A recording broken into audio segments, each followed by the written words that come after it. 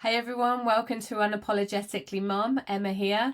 So today I want to talk about my personal experience of having a baby with Down syndrome and what people said to me. So the video is sparked by another video I came across on YouTube from the Canadian Down Syndrome Society, where there's an old video. I think they posted it like 7 years ago or something like that.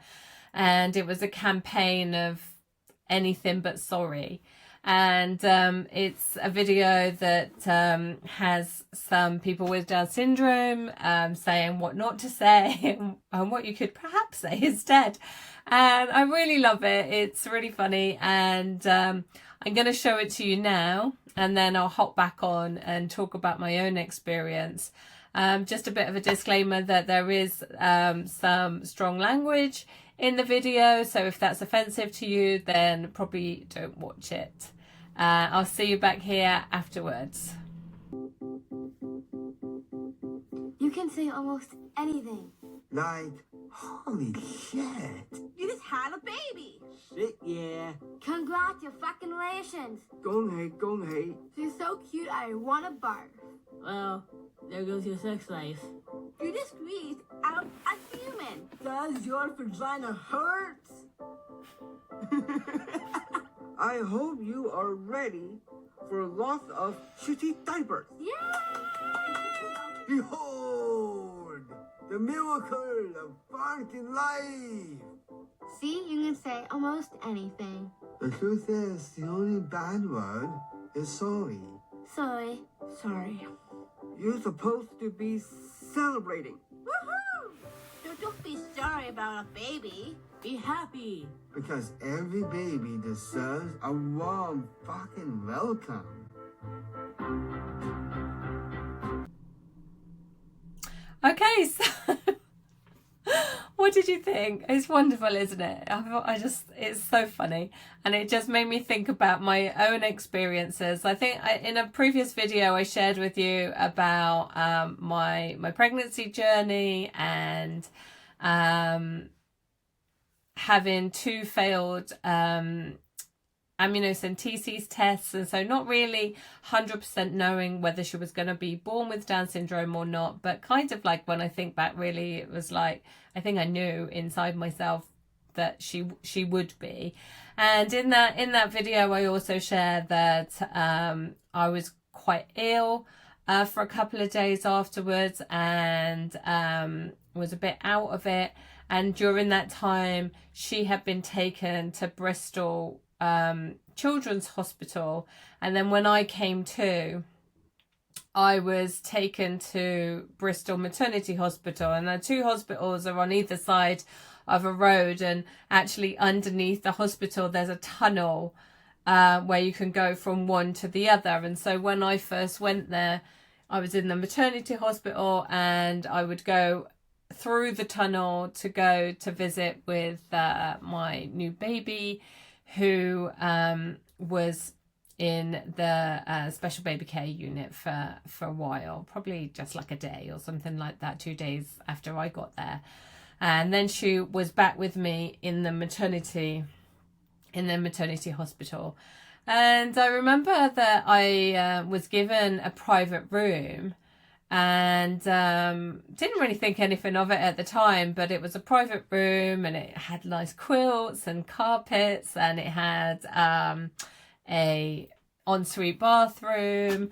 And I think I realized that I'd perhaps been put in there because I had given birth to a baby with Down syndrome, and I don't know, maybe they felt I needed that, or they didn't want me to be on a ward with all the other new mums. But I remember feeling quite isolated and bored and alone, and wanted to be on the ward with other new mums. And as the journey unfolded, actually, like, I was visited by I think someone in social services, and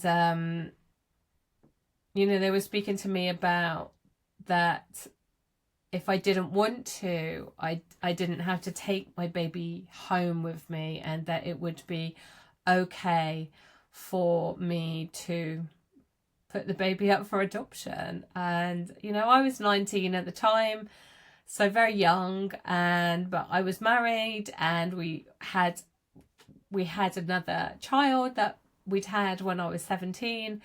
And, you know, we had a mortgage, we had a home, and I don't know, I just felt a bit like I didn't really understand the conversation. And I think the person there was like, felt a bit embarrassed, but was saying, oh, you know, it's just something they have to ask and make sure that we're happy to take the baby home. And it was my first kind of like, I don't know, experience, I suppose, of like how people might respond, and a bit of a first taste of, oh, it's slightly different. And no matter how I feel about the fact that I've actually just given birth to my second child, other people are going to feel a way about it and have an opinion about it. And, you know, it's not just going to be this big glorious celebration like it was with my first daughter.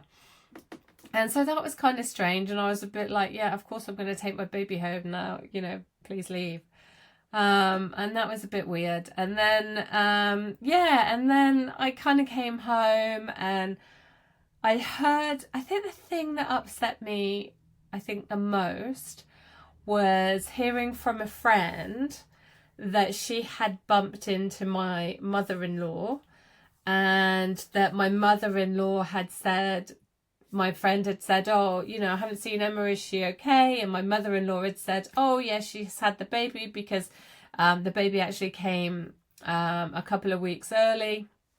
Oh, she's had the baby. And she's like, oh, it's such a shame. It's such a shame. Yes, she had a Mongol baby.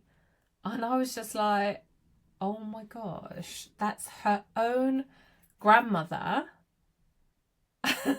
using those words, that terminology, and then instantly saying how sad it was, and it was such a shame, but, you know, we're okay, and oh yeah, how sad it was. And I just felt so embarrassed by my mother-in-law, and, you know, I didn't really know what to say to my friend, and I was just like outraged and sad, and like realised that, oh, people were not celebrating with me, people were sad and commiserating, and I felt like, you know, it wasn't very nice. There wasn't like this joyous celebration. I think more so from my own family, and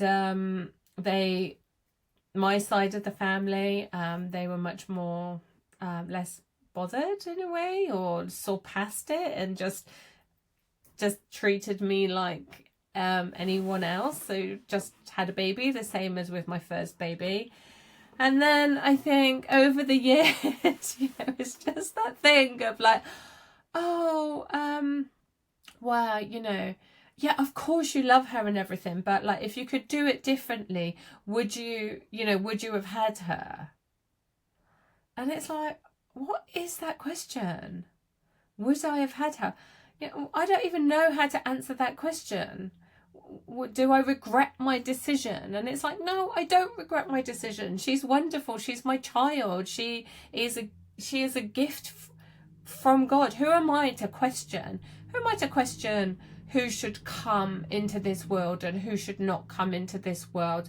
Like, God gave me a child, and I welcome that child, and I birth that child, and I do the very best I can for that child with everything that I have given. And it's not for me to say who comes and who doesn't come, and how they should come and how they shouldn't come, and, you know, what, I don't know what.